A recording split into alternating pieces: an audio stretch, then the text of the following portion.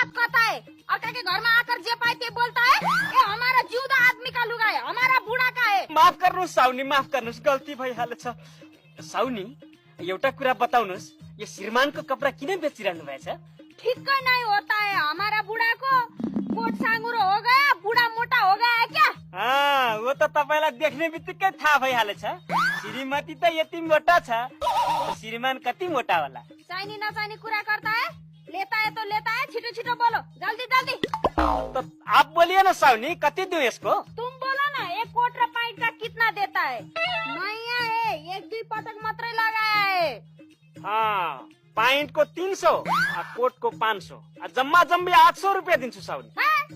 800 रुपया में तो कोट पैंट सिलाउने जाला भी नहीं पुग्ता है। 800 रुपया में कोट लेता है, पुराना कागज है। अरे साउनी, हामी पनि गरीब आदमी छ, अब भन्दा ज्यादा त घाटा लाग्छ साउनी। ठीक है, त्यति भए पनि देता है।